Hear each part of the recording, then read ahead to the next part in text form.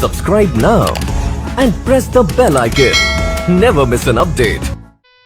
नमस्कार दोस्तों, मैं आशुतोष महिंद्रा स्वागत करता हूं आपका एसएससी CHSL 2022-23 के बैच में। दोस्तों, हम लोगों ने आज पढ़ाई करनी है 4 टॉपिक्स इन 1 क्लास।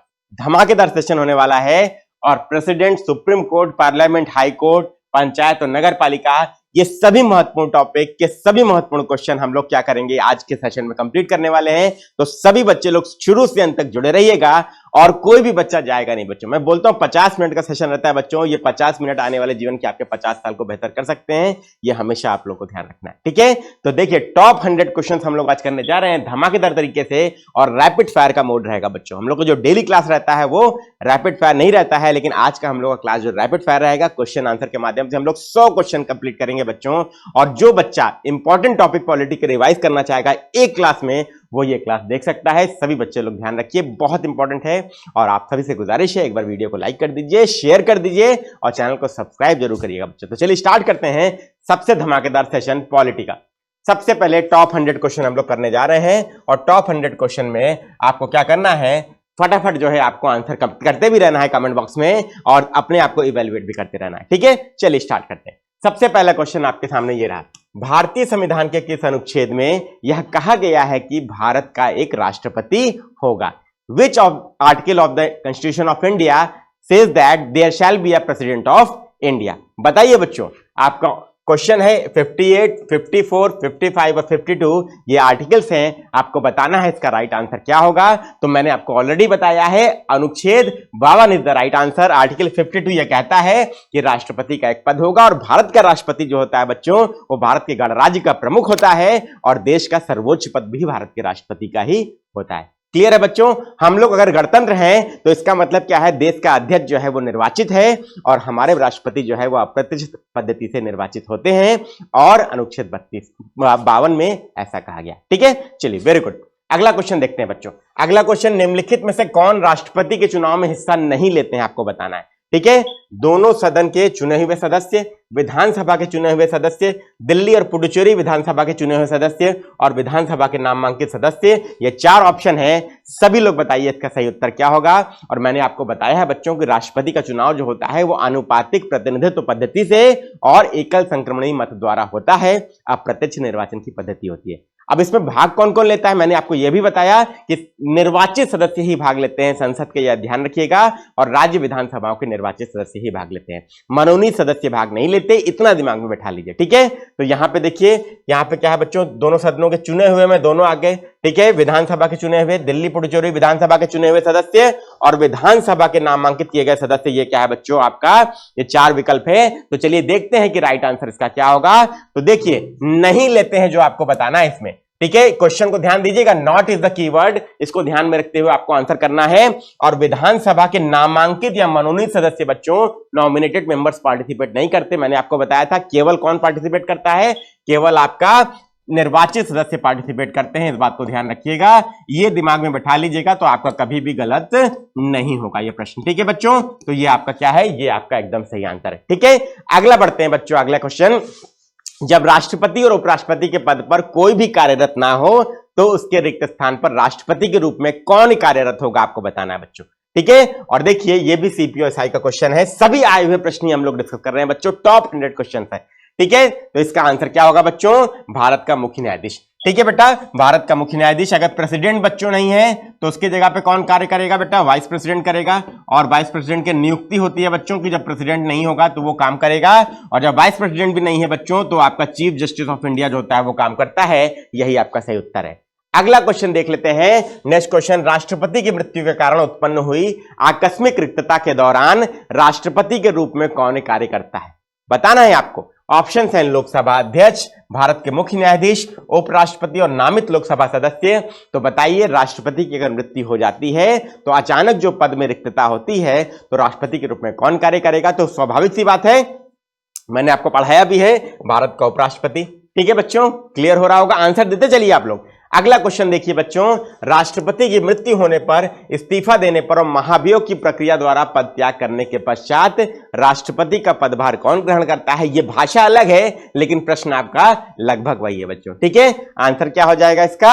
आंसर आपका राज्यसभा का सभापति। अब आप लोग ढूंढ रहे होंगे उपराष्ट्रपति, उपराष्ट्रपति तो है नहीं बच्चों यहां पे, लेकिन मैंने आपको बताया था बच्चों कि उपराष्ट्रपति जो होता है वो राज्यसभा का पदेन सभापति होता है। मतलब जो भी व्यक्ति उपराष्ट्रपति के रूप में निर्वाचित होगा वो क्या होगा? राज्यसभा का सभापति बन जाएगा, एक्स ऑफिशियो चेयरमैन इसी को बोलते हैं। ठीक है बच्चा, तो ये आपका क्या हो जाएगा बच्चों? उपराष्ट्रपति यहां पे है।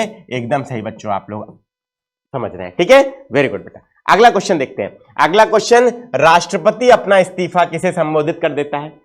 बताइए, राष्ट्रपति अपना इस्तीफा किसे देते हैं? To whom does the president address his resignation letter? आपको बताना है vice president, prime minister, speaker Lok Sabha और chief justice of supreme court आपके ऑप्शन है। जल्दी से बता दीजिए इसका सही उत्तर क्या होगा।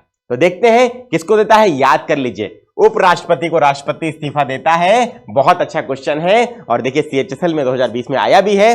बहुत अच्छे। अगला क्वेश्चन देखते हैं बच्चों, भारतीय संविधान के अनुसार कार्यपालिका का प्रमुख कौन है?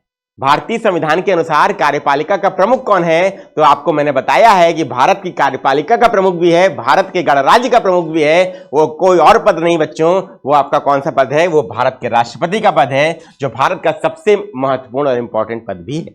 ठीक है बच्चों, चलिए वेरी गुड।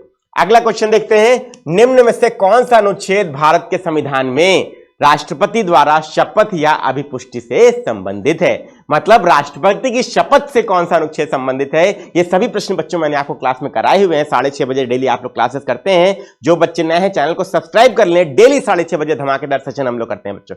ठीक है, तो कौन सा राष्ट्रपति की शपथ से संबंधित है बताइए बच्चों? आर्टिकल 66, 57, 54 और 60 आपके ऑप्शन है। जल्दी से आंसर करिए और बताइए इसका सही उत्तर क्या होगा। देखते हैं, article 60 of the Indian constitution कहता है कि राष्ट्रपति की शपथ, ठीक है, संबंधित उसी से। यही आपका एकदम सही आंसर है। अगला क्वेश्चन, भारत के राष्ट्रपति को उनके पद से कौन हटा सकता है? CGL का क्वेश्चन है बच्चों 2016 का। ठीक है, कौन हटा सकता है? Prime minister, chief justice of India, parliament और लोकसभा। और देखिए CGL का बच्चों 2016 का क्वेश्चन है। जल्दी से आंसर करिए और बताइए सही उत्तर क्या होगा। तो राष्ट्रपति को उनके पद से बच्चों महाभियोग की प्रक्रिया द्वारा हटाया जाता है और महाभियोग की प्रक्रिया बच्चों संसद में चलती है। इसको नोट कर लीजिएगा। और मैंने आपको बताया है, पढ़ाया भी है, महाभियोग किस आधार पर लगता है? तो संविधान का उल्लंघन करने का। अगर गैर संवैधानिक कार्य कोई राष्ट्रपति करेगा तो महाभियोग के द्वारा संसद उसको हटा सकती है। मतलब आप समझिए, जो सर्वोच्च पद है उस पर भी चेक है। इसको चेक एंड बैलेंस कहते हैं बच्चों। ठीक है, चेक एंड बैलेंस का सिद्धांत होता है ये। अगला क्वेश्चन देखिए, राष्ट्रपति का समय काल पूर्ण होने से पूर्व उन्हें हटाने की प्रक्रिया का प्रारंभ कौन कर सकता है? सेम क्वेश्चन है, भाषा को चेंज किया है SSC ने। ठीक है, CHSL में 2017 में पूछा है बच्चों। CHSL में 2017 में पूछा है लोकसभा, सामान्य नागरिक, सर्वोच्च न्यायालय और संसद सदस्य। बताइए बच्चों, टेक्निकल क्वेश्चन है, बहुत इंपॉर्टेंट है। और यहां पे देखिए लोकसभा और संसद सदस्य दोनों है। ध्यान से आंसर करिएगा, जल्दी से बता दीजिए।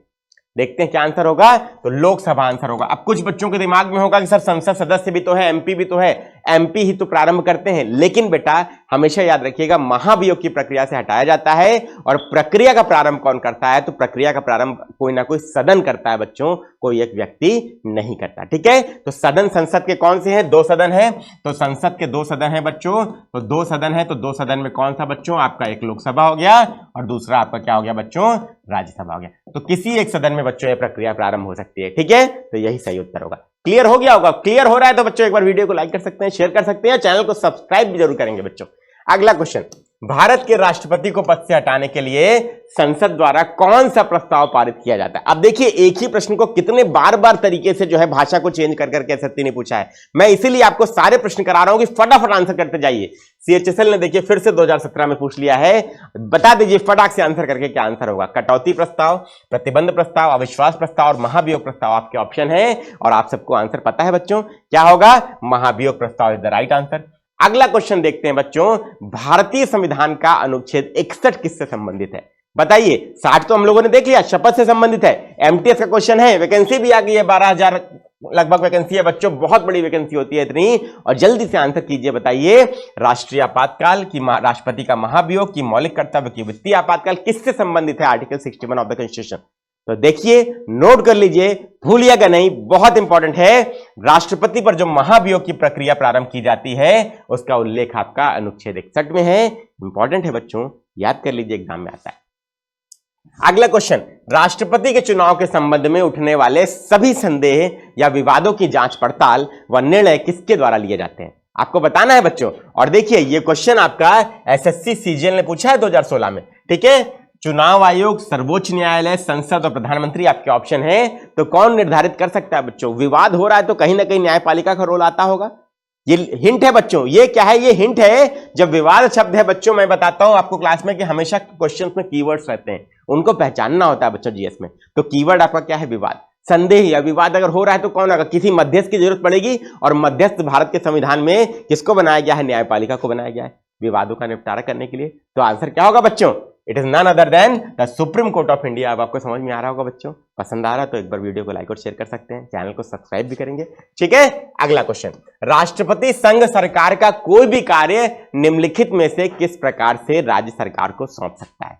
बताना है। अपने विवेक से, भारत के मुख्य न्यायाधीश के परामर्श से, राज्य सरकार से परामर्श करके, और राज्य के राज्यपाल से परामर्श करके। जल्दी से बताइए इसका सही उत्तर क्या होगा। सभी बच्चे बताएंगे, ठीक है। तो बेसिकली जब राज्य सरकार को सौंप रहा है तो स्वाभाविक सी बात है, लॉजिक क्या कहता है, किससे परामर्श करना चाहिए? राज्य सरकार से ही करना चाहिए कि नहीं करना चाहिए? देखिए क्या आंसर होगा, राज्य सरकार ही एकदम सही आंसर है। तो जो हमारा लॉजिक कहता है बच्चों एग्जाम में, उस पर भी विश्वास करना है और उसी के अनुसार जो है अपना उत्तर टिक करना है, ठीक है। चलिए, वेरी गुड बेटा। अगला क्वेश्चन, भारतीय संविधान में आपातकालीन उपबंध किस जगह से लिए गए हैं बच्चों? ये आपको बताना है। सीपीओएसआई का बच्चों 2017 का क्वेश्चन है, ठीक है। ब्रिटिश संविधान से, भारत सरकार अधिनियम 1935 से, आयरिश संविधान से और जापानी संविधान से। आंसर सब बच्चे करते रहिए बेटा। देखिए सुपर फास्ट रिवीजन चल रहा है, 100 क्वेश्चन 1 घंटे में कर रहे हैं। इससे बेस्ट क्लास क्या हो सकती है बच्चों?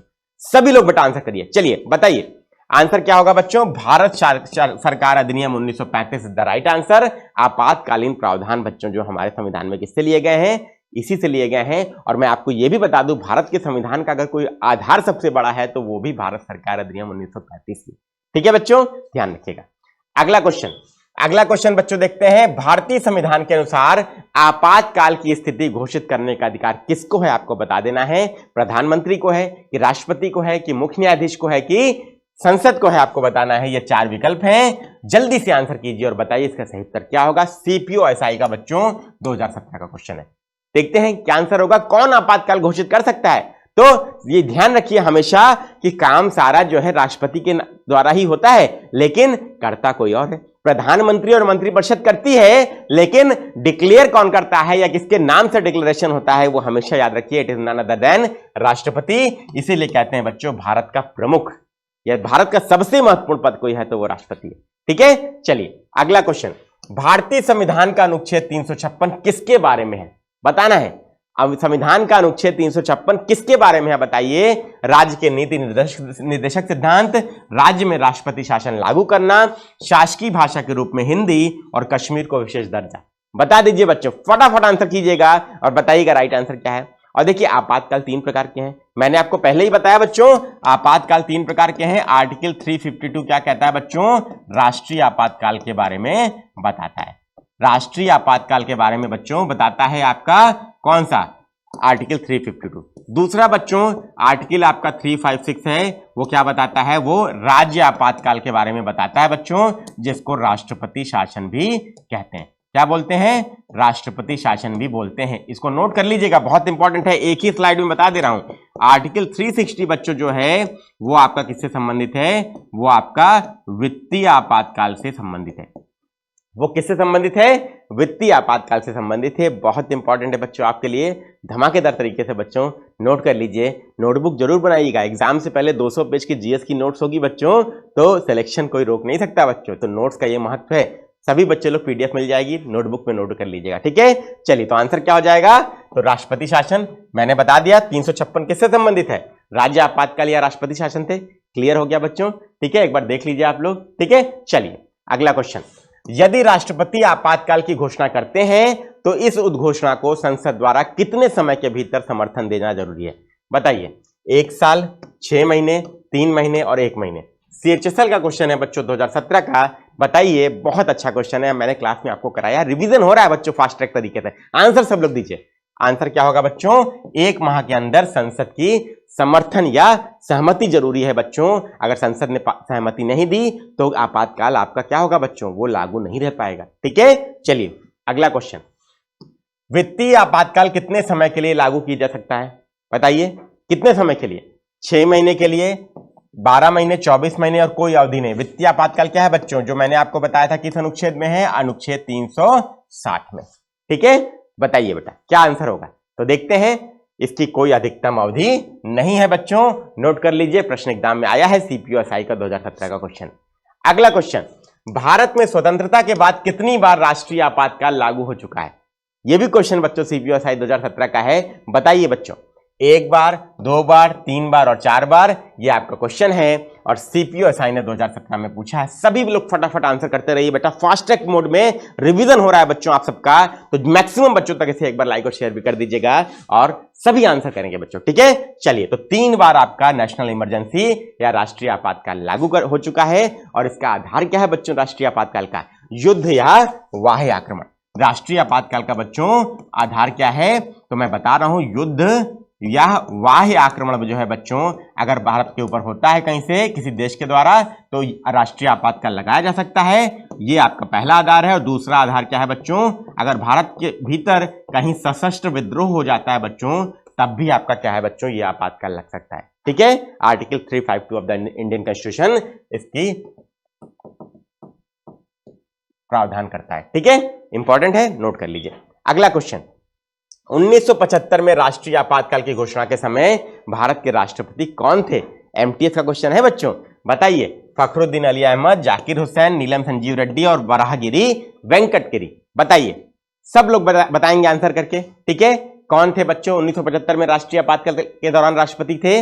देखते हैं आंसर क्या है। तो फखरुद्दीन अली अहमद, नोट कर लीजिए, बहुत अच्छा क्वेश्चन है, एग्जाम में आ सकता है। अगला क्वेश्चन देखते हैं बच्चों, निम्नलिखित में से कौन से भारतीय संसद के संघटक हैं? कौन कौन संसद में क्या क्या चीजें आती हैं बच्चों? तो सीजीएल का बच्चों क्वेश्चन है 2017 का, सभी लोग ध्यान रखिएगा। तो आपके ऑप्शंस हैं बच्चों, राष्ट्रपति, राज्यसभा, लोकसभा। और देखिए ऑप्शन ऐसे करना है, ए बी सी डी में करना है आप लोगों को, केवल वो नहीं लिखना है बच्चों 1 2 3। ठीक है, तो आंसर करिए, बताइए राइट आंसर क्या होगा? मैंने आपको पहले ही बताया है, कानून 2 सदन से बनता है, राज्यसभा और लोकसभा।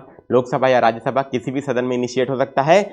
तो पारित दोनों सदनों की होना जरूरी है, पारित दोनों सदनों से होना जरूरी है। लेकिन राष्ट्रपति जब तक हस्ताक्षर नहीं करेगा तो कानून नहीं बन सकता। तो राष्ट्रपति भी संसद का अभिन्न हिस्सा है। तो ये भी होगा, ये भी होगा और ये भी होगा, और आपका आंसर यहाँ पे डी है। अगला क्वेश्चन बच्चों, भारतीय संसद में कितने सदन है बताना है आपको। बताइए, अभी बताइए आप लोगों को कितने सदन है, बता दीजिए। It is none other than 2, Lok Sabha और राज्यसभा। लोकसभा और बच्चों राज्यसभा। ठीक है, कितने सदन पूछा है बच्चों? सदन केवल 2 हैं, लेकिन अगर बोला जाए कितने संघटक हैं या कितने अंग हैं, तो इसमें बच्चों एक राष्ट्रपति आपका जुड़ जाएगा। ठीक है, क्लियर है बच्चों, समझ में आ रहा है बच्चों? तो चलिए अगला क्वेश्चन, राज्यसभा के 245 सदस्यों में से कुल कितने सदस्य निर्वाचित होते हैं? बताइए बच्चों, कितने सदस्य आपके निर्वाचित हैं राज्यसभा के 245 में से? सबको आंसर करना है। तो आंसर क्या होगा बच्चों? 233। ठीक है बेटा, 233 क्या है? टोटल 245 हैं राज्यसभा में, और 245 में से बेटा 233 आपके निर्वाचित हैं। और इसमें क्या कर दीजिए, इसमें आप 12 जोड़ दीजिए, इसमें 12 जोड़ दीजिए, जिनको राष्ट्रपति क्या करता है? मनोनीत करता है। तो टोटल आपके कितने हो गए बच्चों? 245 आपके हो गए। ठीक है, चलिए अगला क्वेश्चन। राज्यसभा के 245 सदस्यों में से कुल कितने राष्ट्रपति द्वारा मनोनीत किए जाते हैं? अभी बता दिया आप लोगों को। ठीक है, जल्दी से बता दीजिए, 10, 12, 16, 14 बता दीजिए बच्चों, फटाफट आंसर करके। कितने हैं राष्ट्रपति द्वारा मनोनीत किए जाते हैं? तो 12, अभी तो बताया आप लोगों को। तो 12 आपका राइट आंसर। अगला क्वेश्चन बच्चों देखते हैं, राज्यसभा के सदस्यों का निर्वाचन कौन करता है? राज्यसभा के सदस्यों का निर्वाचन कौन करता है बच्चों, आपको बताना है। तो आंसर क्या होगा बच्चों इसका? विधानसभा के निर्वाचित सदस्य। विधानसभा के बच्चों निर्वाचित सदस्य जो होगा, यही आपका एकदम सही आंसर होगा। ठीक है, तो मैंने आपको पहले ही बताया, राज्यसभा का निर्वाचन सदस्यों का विधानसभा के निर्वाचित सदस्य करते हैं, क्लास में मैंने बताया। अगला क्वेश्चन बच्चों, कर्नाटक की संसदीय सीटों की संख्या कितनी है? कर्नाटक की संसदीय सीटों की संख्या कितनी है? जल्दी से बता दीजिए बच्चों। तो राइट आंसर बच्चों 12 होगा। ठीक है, आंसर सब बच्चे लोग करते रहिए, फास्ट ट्रैक मोड में रिवीजन हो रहा है बच्चों आपका। अगला क्वेश्चन, भारत के संविधान के अनुच्छेद 80 के अनुसार राज्यसभा के सदस्यों की अधिकतम संख्या कितनी हो सकती है बच्चों? मतलब भारत के संविधान का अनुच्छेद 80 जो है वो राज्यसभा के सदस्यों की संख्या को बताता है कितनी होनी चाहिए। एमटीएस का 2017 का क्वेश्चन है 250 मैक्सिमम स्ट्रेंथ है बच्चों, अधिकतम is the keyword, maximum is the keyword, ध्यान रखिएगा, तो मैक्सिमम 250, ठीक है। वर्तमान में कितने हैं? 245, ठीक है। अगला क्वेश्चन, निम्न में से किस वर्ष पहली बार राज्यसभा गठित की गई थी? अ वेरी इंपॉर्टेंट क्वेश्चन जो सीजीएल में 2021 में पूछा गया बच्चों, बताइए। 1948, 52, 50 और 47 आपके ऑप्शन है। बहुत अच्छा क्वेश्चन है, इस बार आने की पूरी संभावना है। आंसर क्या होगा बच्चों?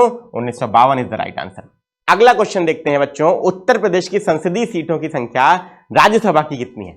उत्तर प्रदेश से राज्यसभा में कितने सांसद हैं आपको बताना है। सीएचएसएल का क्वेश्चन है बच्चों 2017 का, 12, 16, 18 और 31। A very important question UP exams के लिए भी और एसएससी के लिए भी। जल्दी से देखिए आंसर क्या होगा, तो 31 will be the right answer. आप लोग आंसर करते रहिए बच्चों। अगला क्वेश्चन, जनवरी 2020 तक राज्यसभा में अधिकतम सीटें कितनी थी?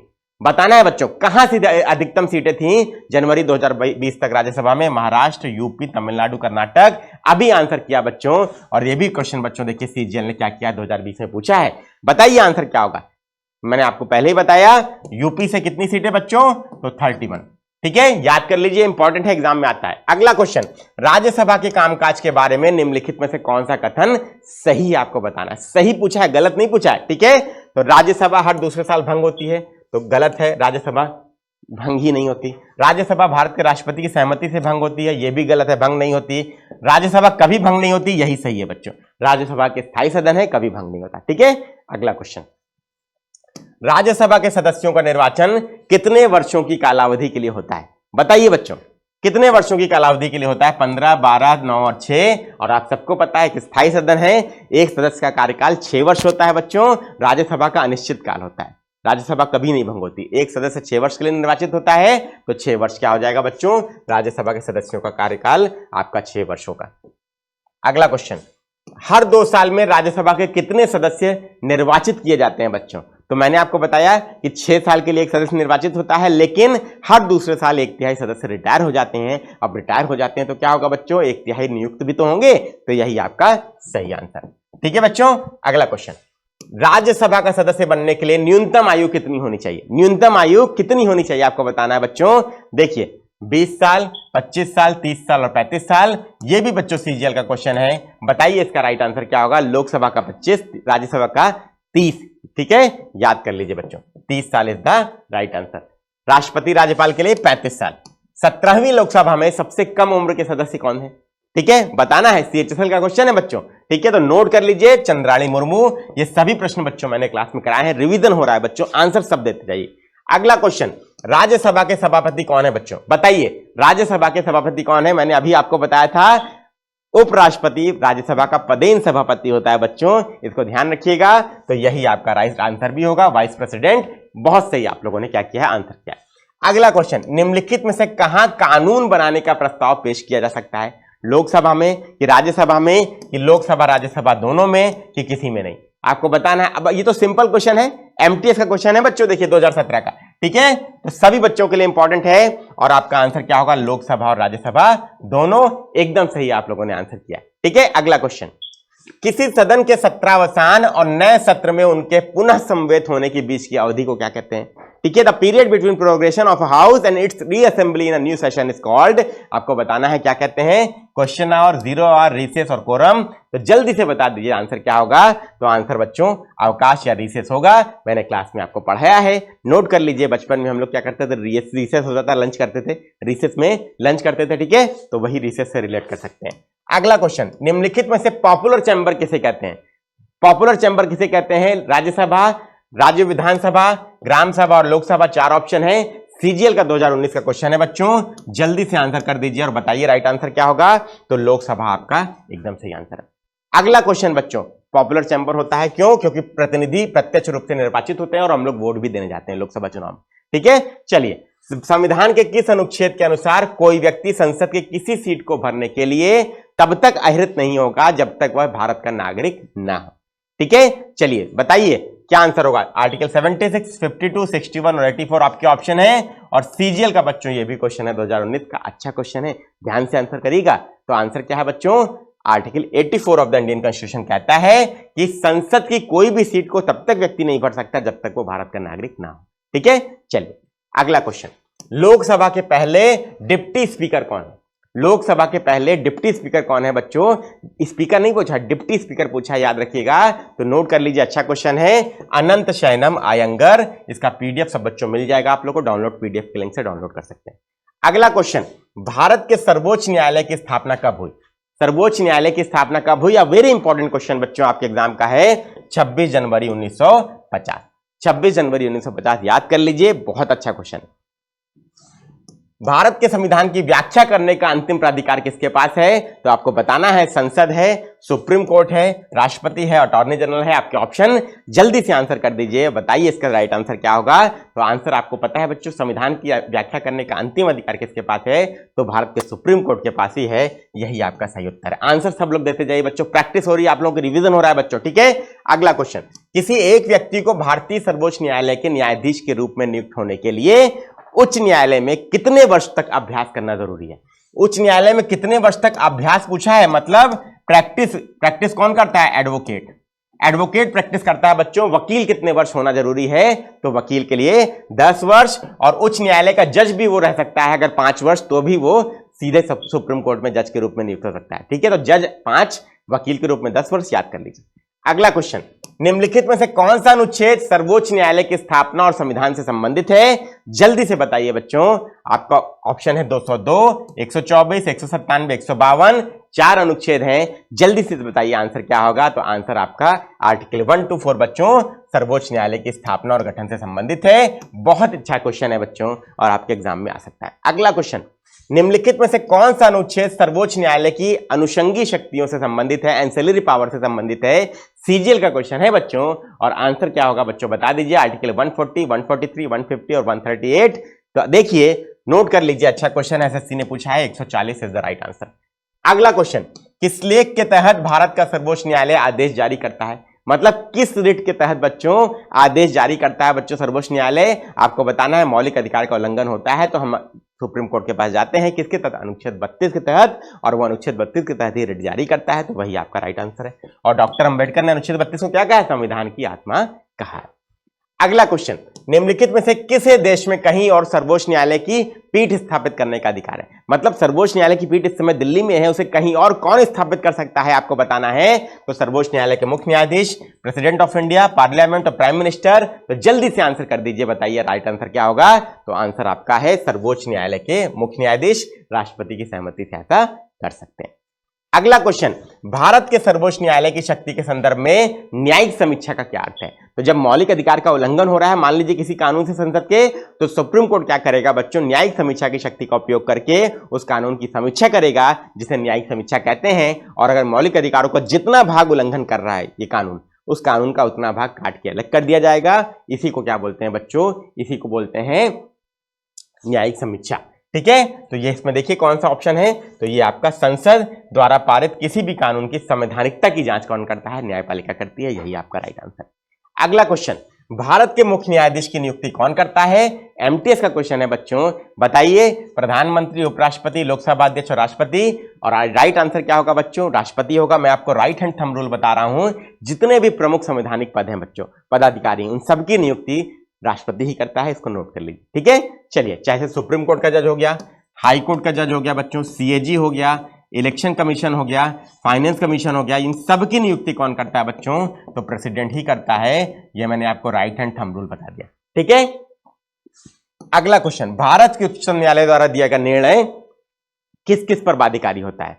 सुप्रीम कोर्ट ने जो निर्णय दिया किस किस पर बाध्यकारी है आपको बताना है। किसी राज्य के क्षेत्र, जम्मू कश्मीर को छोड़कर सभी राज्यों और केंद्र शासित प्रदेशों पर, केवल जिला न्यायालयों तक, और भारत के सभी न्यायालयों तक। तो सुप्रीम कोर्ट का निर्णय जो होता है उसका अधिकार क्षेत्र पूरा भारत होता है, और उसका निर्णय जो होता है बच्चों सभी न्यायालयों पर बाध्यकारी होता है। ठीक है, तो यही आपका राइट आंसर होगा। आंसर आप लोग करते रहिए बच्चों। सेशन पसंद आ रहा हो तो इसे लाइक और शेयर भी कर सकते हैं। चैनल को सब्सक्राइब जरूर करेंगे नए बच्चे।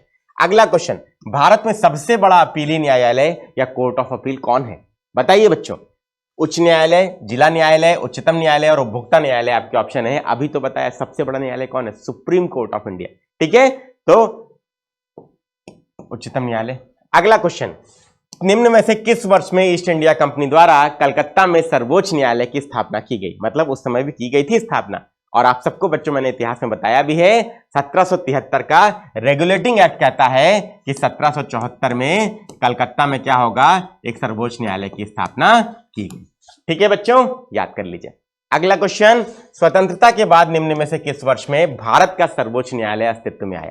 ठीक है, किस वर्ष में स्वतंत्रता के बाद अस्तित्व में आया? तो आपको पता होगा संविधान हमारा लागू होता है 1950 में, 26 जनवरी 1950 में पूर्णता, और वही वर्ष था बच्चों जब सुप्रीम कोर्ट भी आपका अस्तित्व में आया। अगला क्वेश्चन बच्चों देखते हैं, भारत के न्यायतंत्र में अदालतों का पदानुक्रम शामिल है जिसमें सर्वोच्च कौन है? ठीक है, तो सर्वोच्च आपको नाम से ही क्लियर हो रहा होगा, सर्वोच्च न्यायालय कौन है बच्चों? तो इट इज उच्चतम न्यायालय या सुप्रीम कोर्ट। ठीक है बच्चों, और यह सर्वोच्च अपीली न्यायालय भी है। इसके ऊपर आप क्या कर सकते हैं? अपील करने का कोई प्रावधान नहीं है। सर्वोच्च न्यायालय के विरुद्ध आप अपील करना चाहें तो सर्वोच्च न्यायालय में ही रिव्यू पिटीशन डाल सकते हैं। अगला क्वेश्चन, सर्वोच्च न्यायालय के न्यायाधीश की सेवानिवृत्ति की सही आयु कौन सी है? मतलब सुप्रीम कोर्ट का जज कब रिटायर होता है? 58 साल, 60 साल, 62 साल, 65 साल। बहुत इंपॉर्टेंट है और सबको आंसर करना चाहिए। तो 65 साल आपका राइट आंसर है बच्चों। ये सुप्रीम कोर्ट के जज की है, और 62 साल बच्चों हाई कोर्ट के जज की रिटायरमेंट एज है, और 60 साल बच्चों आपकी डिस्ट्रिक्ट कोर्ट या आपका कचहरी जिसको आप बोलते हैं उसके जज की रिटायरमेंट एज है। याद कर लीजिए, एक ही प्रश्न में चारों बता दिया। अगला क्वेश्चन, भारत के सर्वोच्च न्यायालय भारत के राष्ट्रपति को कानूनी सलाह देता है, कब देता है बच्चों? बताइए। कैबिनेट ने जब इसकी सिफारिश की है, मंत्रिपरिषद इसकी सिफारिश करता है, राष्ट्रपति इसके लिए कहते हैं, या सुप्रीम कोर्ट सलाह देना चाहता है? तो चार ऑप्शन है, जल्दी से बता दीजिए। तो राष्ट्रपति जब इसके लिए कहते हैं तो आपको राष्ट्रपति को सलाह देता है। Article 143 of the constitution of India ये कहता है। अगला क्वेश्चन, अब तक भारत के सर्वोच्च न्यायालय के कितने न्यायाधीशों को महाभियोग के माध्यम से कार्यालय से हटाया गया है? आपको बताना है बच्चों, 1, 2, 3 और नन आपके ऑप्शंस हैं। जल्दी से बताइए। तो अभी तक किसी को हटाया नहीं गया है बच्चों, तो नन यहां पे राइट आंसर होगा। अगला क्वेश्चन बच्चों, निम्नलिखित में से कौन भारत की पहली महिला न्यायाधीश है? आपको बताना है भारत की पहली महिला न्यायाधीश कौन है, जल्दी से बता दीजिए। तो आपकी फातिमा बीबी, नाम याद कर लीजिए। अच्छा क्वेश्चन है बच्चों, एग्जाम में आता है। अगला क्वेश्चन, निम्नलिखित में से कौन सा सर्वोच्च न्यायालय में न्यायाधीश होने के लिए योग्यता में शामिल नहीं है? तो सर्वोच्च न्यायालय की योग्यता में सबसे पहले बच्चों देखिए, भारत का नागरिक होना चाहिए, ये होता है। ठीक है, संसद की दृष्टि में सम्मानित न्यायविद होना चाहिए, ये नहीं होता बच्चों। संसद की दृष्टि में नहीं, यहां पे बच्चों राष्ट्रपति की दृष्टि में सम्मानित न्यायविद होना चाहिए, ये आपका गलत है। कम से कम 5 साल के लिए उच्च न्यायालय में जज होना चाहिए, ये ठीक है। और 10 वर्ष के लिए उच्च न्यायालय में वकालत, ये भी ठीक है। तो यही आपका बी ही आपका राइट आंसर हो जाएगा। क्लियर है बच्चों? एक बार देख लीजिए, बी आपका एकदम राइट आंसर है। ठीक है, अगला क्वेश्चन। अगला क्वेश्चन बच्चों, भारत को अदालत के एकल न्यायाधीश की अवधारणा कहां से मिली बच्चों? मतलब where did India get its concept of single order of court? बताना है बच्चों। अच्छा क्वेश्चन है। तो भारत सरकार अधिनियम 1935, नोट कर लीजिएगा। अगला क्वेश्चन, सर्वोच्च न्यायालय के न्यायाधीश को कौन हटा सकता है बच्चों? सुप्रीम कोर्ट के जज को कौन हटा सकता है? तो सर्वोच्च न्यायालय के मुख्य न्यायाधीश, केवल राष्ट्रपति, संसद और राष्ट्रपति दोनों। तो जल्दी से आंसर कीजिए और बताइए इसका राइट आंसर क्या होगा। तो संसद महाभियोग प्रक्रिया को, प्रस्ताव को पारित करती है, और जब पारित कर लेती है तो फिर राष्ट्रपति क्या करता है? इसे आदेश जारी करता है सुप्रीम कोर्ट के जज को हटाने का। ठीक है, तो यही राइट आंसर होगा। अगला क्वेश्चन, भारत में स्थापित पहला हाईकोर्ट कौन सा है? पहला उच्च न्यायालय कौन सा है बच्चों? सीचेसल का क्वेश्चन है। मद्रास, बॉम्बे, दिल्ली, कलकत्ता। तो सबसे पहले बच्चों कलकत्ता में हाईकोर्ट की स्थापना हुई। अच्छा क्वेश्चन है, नोट कर लीजिए। अगला क्वेश्चन, निम्नलिखित में से कौन सा भारत में नवीनतम उच्च न्यायालय है? आपको बताना है, सबसे नया या लेटेस्ट या बाद में कौन सा स्थापित हुआ। ठीक है, तो आप देखिए, इलाहाबाद, कलकत्ता 1862 में, फिर बच्चों बॉम्बे 1862 में, मद्रास 1862 में, इलाहाबाद बच्चों 1866 में आपका स्थापित हुआ था। तो यही राइट आंसर होगा। अगला क्वेश्चन, वर्तमान में भारत में कितने उच्च न्यायालय हैं? आपको बताना है। सीएचएसएल का क्वेश्चन है बच्चों, जल्दी से बताइए। तो आपका 25, नोट कर लीजिएगा, भूलिएगा नहीं। 24 थे, 25 अब हो गए। ठीक है, अगला क्वेश्चन, उच्च न्यायालय के अधिकार क्षेत्र का विस्तार कौन कर सकता है बच्चों? हाईकोर्ट की बात आप कर रहे हैं बोलो। उच्च न्यायालय के अधिकार क्षेत्र का विस्तार कौन कर सकता है? तो भारत की संसद जो है इसके लिए अधिकृत है, इसको ध्यान रखिए। ठीक है, भारत की संसद विस्तृत कर सकती है। अगला क्वेश्चन, उच्च न्यायालय के न्यायाधीश की नियुक्ति में कौन भाग नहीं लेता है? आपको बताना है कौन भाग नहीं लेता है। तो समझिए सबसे पहले कौन नियुक्ति करता है, तो राष्ट्रपति करता है बच्चों, ठीक है। वो सलाह किसकी लेता है बच्चों? पहले चीफ जस्टिस ऑफ इंडिया की, उसके बाद गवर्नर ऑफ दैट स्टेट, मतलब राज्यपाल, उस राज्य के राज्यपाल की नियुक्ति, और अगर न्यायाधीश है उच्च न्यायालय का तो जिस राज्य के उच्च न्यायालय में नियुक्ति कर रहा है तो chief justice of that state, ठीक है, chief justice of that state, ये आपका क्या होता है बच्चों? ये लोग भाग लेते हैं। तो नहीं पूछा है आपसे ना बच्चों, तो नहीं जो पूछा है तो आपका मुख्यमंत्री भाग नहीं लेता है, यही आपका राइट आंसर होगा, ठीक है। अगला क्वेश्चन, किस आधार पर एक उच्च न्यायालय के न्यायाधीश पर महाभियोग लगाया जा सकता है? तो आधार पूछ रहा है बच्चों, तो जजेस के हटाने का 2 आधार है, सिद्ध, कदाचार और अक्षमता, याद कर लीजिए, ए और बी दोनों आपका होगा। अगला क्वेश्चन, उच्च न्यायालय के न्यायाधीश को कैसे हटाया जा सकता है? ठीक है, तो प्रक्रिया क्या है बच्चों? जो राष्ट्रपति के लिए है वही सुप्रीम कोर्ट के जज के लिए है, वही हाई कोर्ट के जज के लिए भी है, महाभियोग की प्रक्रिया। तो विशेष बहुमत से संसद क्या करती है? प्रस्ताव को पारित करती है, और 2/3 बहुमत होना चाहिए जो मतदान कर रहे हैं और उपस्थित हैं, और सदन की सदस्यता का बहुमत, मतलब 50% से ज्यादा सदस्य आपके होने भी चाहिए, ठीक है। चलिए अगला क्वेश्चन, उच्च न्यायालय के न्यायाधीश को पेंशन कहां से मिलती है बच्चों? बताना, बहुत अच्छा क्वेश्चन है, कंफ्यूजन होता है सब बच्चों को। भारत की संचित निधि, राज्य की संचित निधि, आकस्मिक निधि, और इनमें से कोई नहीं, जल्दी से बता दीजिए राइट आंसर क्या होगा। तो समझ लीजिए बच्चों, भारत की संचित निधि होगा। अब आप लोग सोच रहे होंगे सर राज्य की संचित निधि क्यों नहीं है? क्योंकि देखिए राज्य की संचित निधि में वेतन और भत्ते तो होते हैं बच्चों उच्च न्यायालय के न्यायाधीश के, लेकिन पेंशन जो है वो भारत की संचित निधि में होती है, ये अंतर है, याद कर लीजिएगा, बहुत अच्छा क्वेश्चन है। अगला क्वेश्चन, निम्नलिखित में से किस राज्य में उच्च न्यायालय नहीं है? नागालैंड, त्रिपुरा, मणिपुर, मेघालय, आपको नोट कर लेना है, अच्छा क्वेश्चन है, Nagaland is the right answer. अगला क्वेश्चन, अंडमान और निकोबार द्वीप समूह की न्यायपालिका निम्नलिखित में से किसकी देखरेख में आती है या किसके अधिकार क्षेत्र में आती है?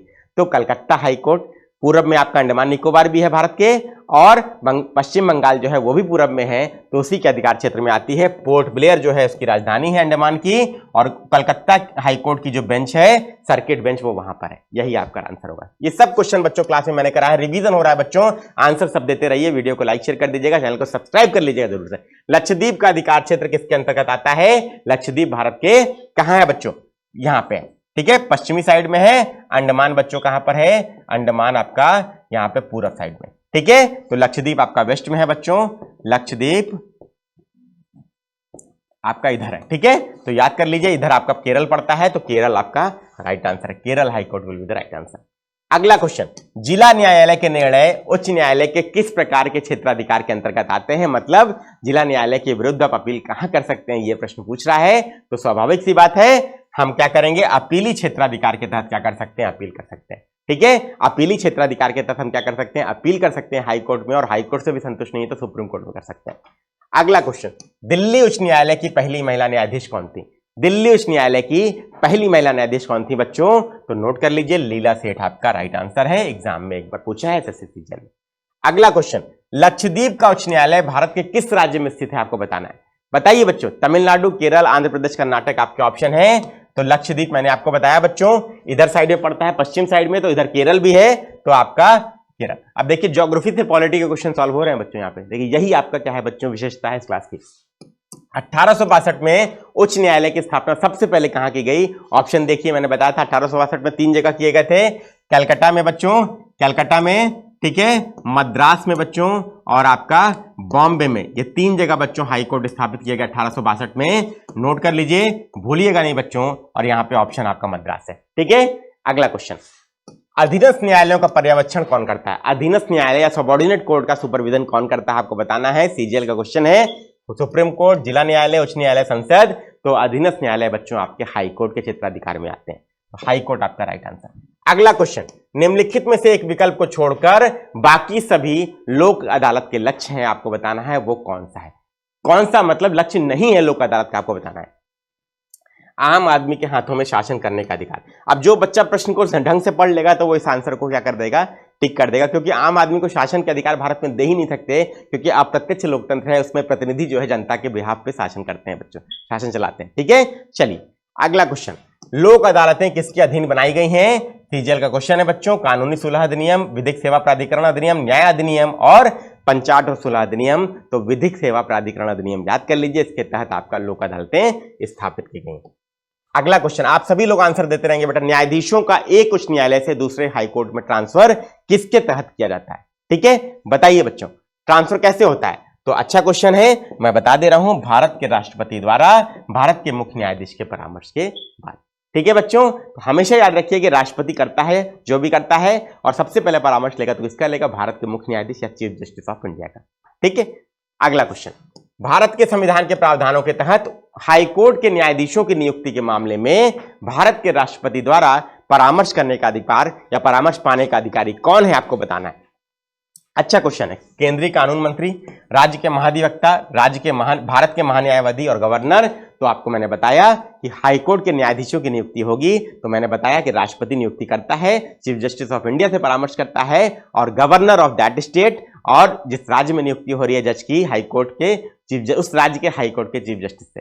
ठीक है, तो गवर्नर यहां पर सही आंसर होगा।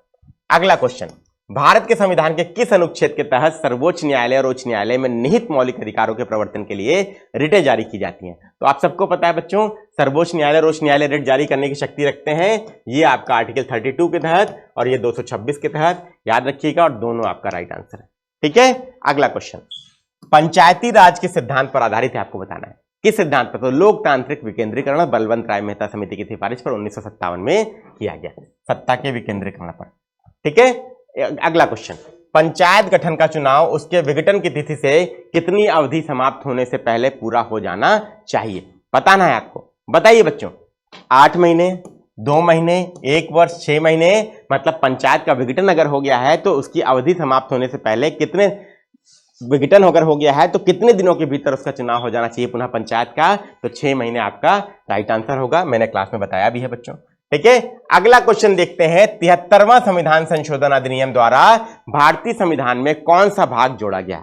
बताना है बच्चों। तो 73वां संविधान संशोधन अधिनियम देखिए, यह क्या कहता है आपका? ये भाग 9 जोड़ता है बच्चों, संविधान में भाग 9 जोड़ता है, जिसको हम क्या बोलते हैं? पंचायत बोलते हैं। और इसमें बच्चों एक और अनुसूची भी जोड़ी जाती है, 11वीं अनुसूची जोड़ी जाती है बच्चों।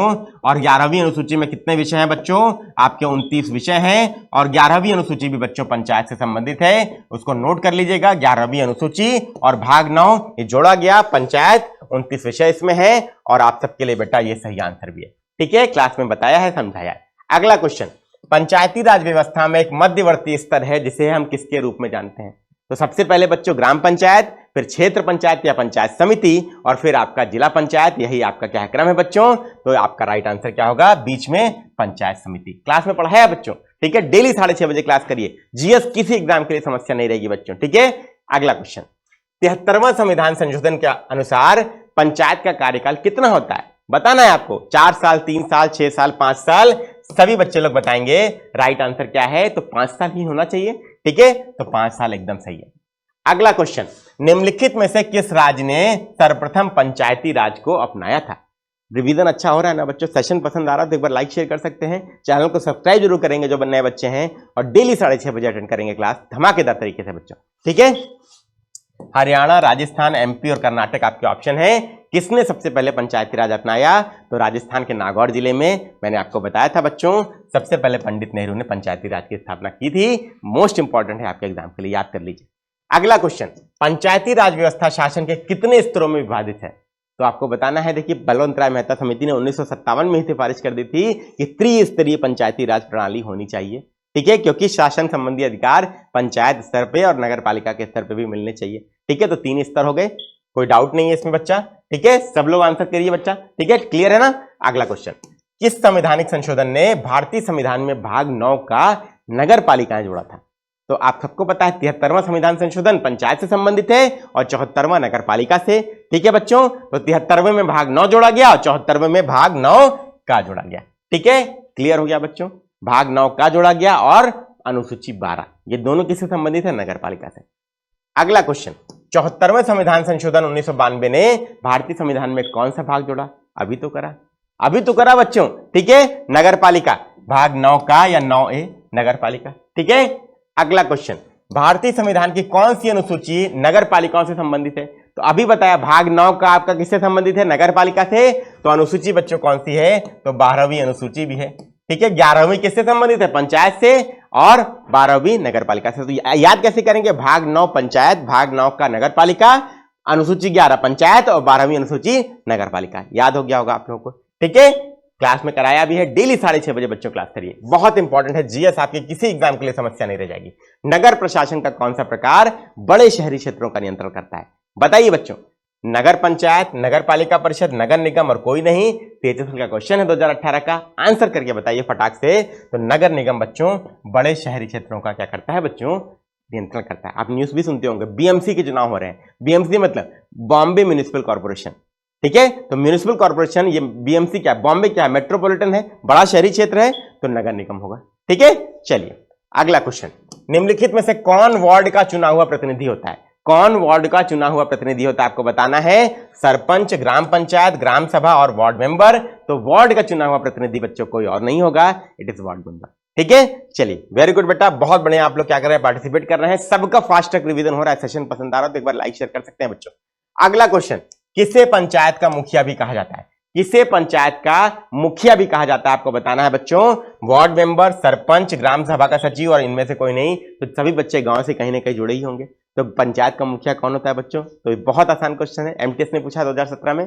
Sarpanch is the right answer, ठीक है। अगला क्वेश्चन, ग्राम पंचायत के निर्वाचित प्रतिनिधियों का कार्यकाल कितना होता है, आपको बताना है। ग्राम पंचायत के प्रतिनिधि कितने साल के लिए निर्वाचित होते हैं। और सीजीएल का बच्चों 2019 का क्वेश्चन है, 3, 5, 2 और 4 वर्ष आपके ऑप्शन है। जल्दी से आंसर कर दीजिए, बताइए इसका राइट आंसर क्या होगा। Right answer is 5 years is the right answer. बहुत बढ़िया, आप लोगों ने आंसर करके बताया। अगला क्वेश्चन, निम्नलिखित का उपयुक्त वरीयता क्रम क्या है। आरोही क्रम में मतलब बढ़ते हुए क्रम में आपको बताना है, ठीक है। तो बढ़ता हुआ क्रम क्या है बच्चों, सबसे पहले क्या हो गया, सबसे पहले क्या आती है बच्चों, ग्राम सभा आएगी, ठीक है। आएगी कि नहीं आएगी बच्चों, आप पहले आंसर देख लीजिए। 213 is the right answer, 213 is the right answer. आप लोग देखिए, आंसर करिए और अपने आंसर भी करते रहिए और देखिए मिला लीजिए। ग्राम सभा सबसे नीचे आएगी, ये क्या करती है बच्चों, इसमें जो पंजीकृत मतदाता होते हैं उनका समूह जो है वो आपका ग्राम सभा में आता है। इसके बाद बच्चों सबसे पहले कौन सा आएगा, पंचायत समिति। इसके बाद बच्चों पंचायत समिति आएगा, ठीक है। और इसके बाद बच्चों कौन आएगा, आपका जिला परिषद, ठीक है बच्चा, क्लियर है। गांव स्तर, जिला, ब्लॉक स्तर और जिला स्तर। अगला क्वेश्चन, निम्नलिखित में से शासन के बढ़ते स्तर के आधार पर कौन सा क्रम सही है, आपको बताना है, ठीक है। तो पंचायत समिति, जिला परिषद और ग्राम सभा। फिर से बच्चों वही प्रश्न है, बस भाषा चेंज है, एग्जाम चेंज है। ये स्टेनो में आया है 2017 में। जल्दी से बता दीजिए आंसर क्या होगा, ठीक है। सबको बताना है, शासन के बढ़ते स्तर के आधार पर, ठीक है। तो वही क्वेश्चन है बच्चों आपका 3, 1, 2, ठीक है। तो सबसे पहले बच्चों ग्राम सभा, फिर बच्चों क्या आएगी, फिर आपका बच्चा पंचायत समिति और फिर आपका जिला परिषद। एग्जाम चेंज है लेकिन क्वेश्चन वही है बच्चों, तरीका चेंज है लेकिन क्वेश्चन वही है। तो आंसर क्या होगा बच्चों, इट इज 3, 1, 2, 3, फिर सॉरी इसमें पहले आपका 1 आएगा, फिर 3 आएगा, फिर 2 आएगा। यही आपका आंसर है। क्लियर है बच्चा। 1 एक बार देख लीजिए फिर से, ठीक है। तो 3, 1, 2 आपका आंसर है बच्चों। तो 3 क्या है बच्चों, सबसे पहले क्या है, ग्राम सभा है, ठीक है। सबसे पहले आपका ग्राम सभा है, फिर आपका क्या है बच्चों, फिर आपका पंचायत समिति है। मैंने आपको पिछले प्रश्न में भी बताया है, सेम वही प्रश्न है बच्चों।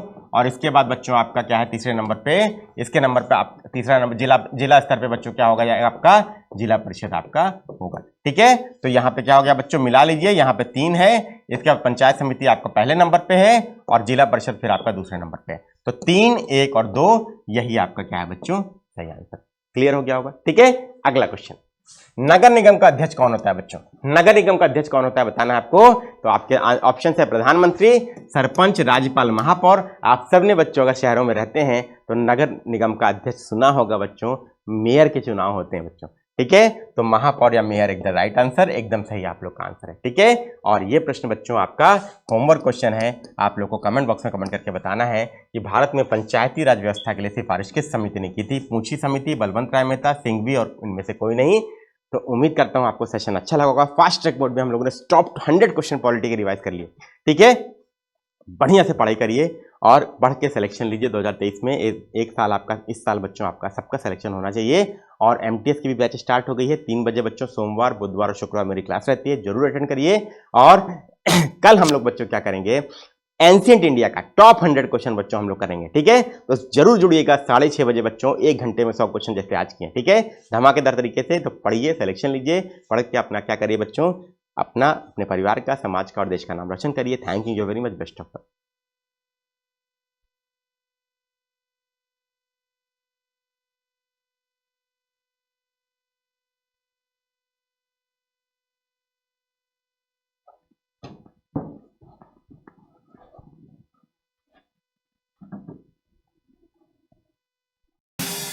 Subscribe now and press the bell icon. Never miss an update.